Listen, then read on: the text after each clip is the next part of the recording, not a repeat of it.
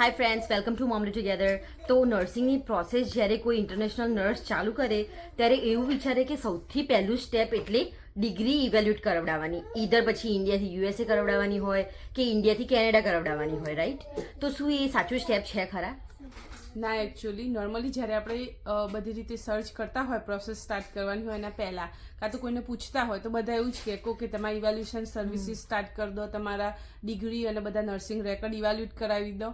પણ મારા એક્સપિરિયન્સ પ્રમાણે જે ફર્સ્ટ સ્ટેપ છે એ ઇવેલ્યુએશન કર્યા પહેલાં તમે કઈ જગ્યાએ રહેવાના છો, લાઈક તમારું ડેસ્ટિનેશન કયું હશે, યુએસમાં હોય કે કેનેડા, કયા સ્ટેટમાં તમારે પરમાનન્ટ રહેવું છે, એ બધું વિચારી અને તમારે એ સ્ટેટ ચૂઝ કરવાનું એ પહેલું સ્ટેપ હોય.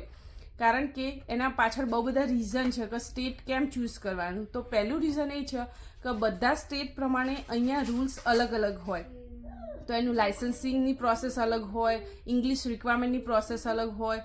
પછી અમુક સ્ટેટ જે ઇવેલ્યુએશન સર્વિસ માટે આપણે જેમ CGFNS નામ સાંભળ્યું હોય તો એ એક્સેપ્ટ કરતા હોય, કાં તો બીજી કોઈ કંપનીનું એક્સેપ્ટ કરતા હોય. તો પહેલાં ફીસ ભરી અને CGFNS કાં તો બીજી કોઈ ઇવેલ્યુએશન સર્વિસમાં તમે અકાઉન્ટ બનાવી દો એના પહેલાં મેક શ્યોર કે તમે યુએસની વેબસાઇટમાં કોઈ બી સ્ટેટની પર્ટિક્યુલર બોર્ડ ઓફ નર્સિંગની વેબસાઇટ પર જઈ અને બધી ડિટેલ ચેક કરો. બીજી વસ્તુ છે કે સોશિયલ સિક્યુરિટી નંબર. યુએસની અંદર સોશિયલ સિક્યુરિટી વગર અમુક સ્ટેટ તમને એપ્લિકેશન કરવા જ નહીં દે. તો તમે ઇવેલ્યુએશનના પૈસા ભરી દીધા હોય અને ફરીથી તમારા સ્ટેટ તમને અપ્રૂવ ના કરે તો એ બે અલગ અલગ વસ્તુ છે. તો કયું સ્ટેટ તમને વિધાઉટ સોશિયલ એપ્લિકેશન કરવા દે અને એન્કલેક્સની એક્ઝામ માટે તમે અપ્રૂવ થાવ તો એ સ્ટેટ તમારે ચૂઝ કરવાનું. અને બધા સ્ટેટમાં અમુક સ્ટેટ થોડા લિબરલ હોય અને અમુક થોડા સ્ટ્રિક્ટ હોય. તો જે સ્ટેટ હોય અને એમાં જે અમુક રૂલ્સ હોય ને જે ઇન્ટરનેશનલ નર્સિસ માટે ફેવરેબલ હોય કે ઇઝીલી તમે બધી પ્રોસેસ કરી શકો અને બધા ડોક્યુમેન્ટ ભેગા કરી અને પછી તમે જુઓ કે આ સ્ટેટ મારા ઈચ્છા હોય કે આ સ્ટેટમાં બધા રૂલ્સ ઇઝી હોય તો તમે એના માટે અપ્લાય કરી શકો અને પછી ઇવેલ્યુએશન સર્વિસ સ્ટાર્ટ કરો. તો પહેલું સ્ટેપ તો એ જ રહેશે કે કઈ જગ્યાએ તમારું જવાનું છે એ ચૂઝ કરો. યા અને બીજી અનધર થિંગ, લેટર ઓન એવું ડિસાઇડ કર્યું કે તમારે બીજા સ્ટેટમાં મૂવ થવું છે. તો શું એ ચેલેન્જિંગ છે ખરા ઇન્ટર સ્ટેટમાં લાયસન્સ ટ્રાન્સફર કરવું?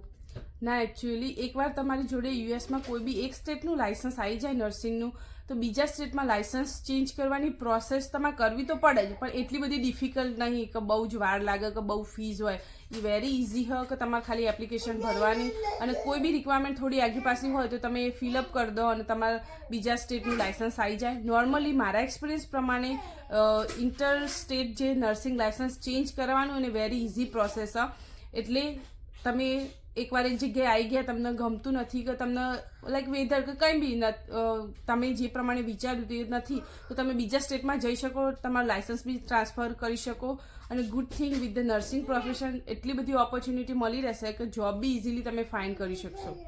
Oh, so it's a better option for every international nurse કે પહેલાં જે સ્ટેટમાં સૌથી લિબરલ રૂલ્સ હોય ત્યાં પહેલાં ત્યાંનું લાયસન્સ લઈ લે અને પછી એમને જે સ્ટેટમાં અનુકૂળ આવે weather and all they can later on move to that state and that become more easier than directly applying to the state they really want to go to, right?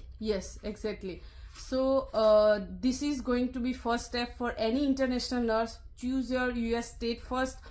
અને બધા જે રૂલ્સ ને બધું હોય એ government of any particular website હોય, board of nursing in particular state, એવું તમે સર્ચ કરશો તો બધા રૂલ્સ ને કઈ રિક્વાયરમેન્ટ બધું તમને દેખાશે.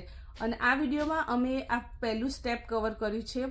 હવે બીજા વિડીયોમાં અને બધી મોર ડિટેલ અમે કરવાના છીએ. તો પ્લીઝ સ્ટે ટ્યુન અને જોઈન મોમલી ટુગેધર.